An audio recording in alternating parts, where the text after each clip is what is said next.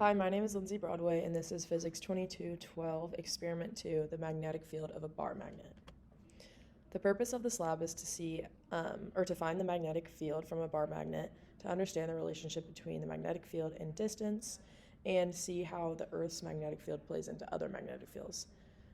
Some models and principles that were used were the Biot-Savart law, which is in the top right corner.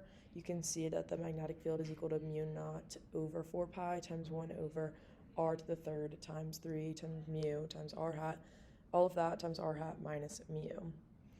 And then also another key principle that we use was that the magnitude of a bar magnet will be k r to the n, and we use these two equations later in the lab. The preview is that the bar magnet will have an experimental magnetic field of 5.04 e to the negative 10 Tesla, and in the model, the magnetic field was 1.05 e to the negative 4 Tesla, so they're pretty close. The system is a bar magnet. The surroundings were Earth, phone, and also any other magnetic fields that played into the readings on my phone. And the initial conditions were that the magnet runs from east to west, and my phone points dead north, so that the Earth's magnetic field is canceled in the x direction.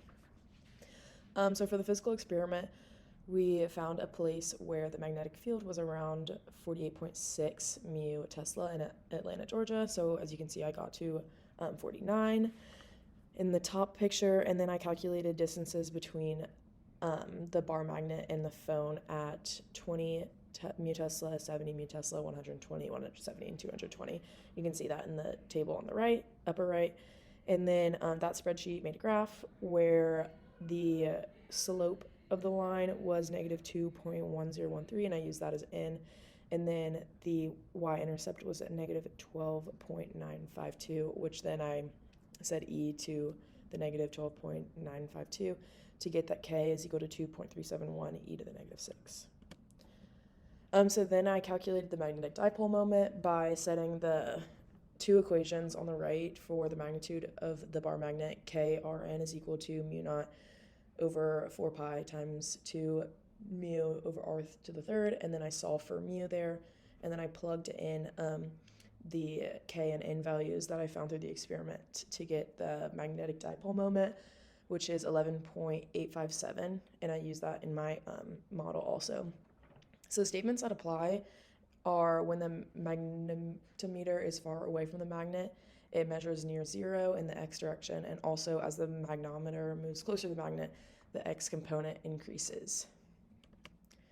So then for the off-axis experiment, I measured these values and found that the B net value, the average will be about 5.04 e to the negative 4 Tesla. For my computational model, the first thing that I really changed was the dipole B function. So I just used the Biot-Savart law to find the B for this function.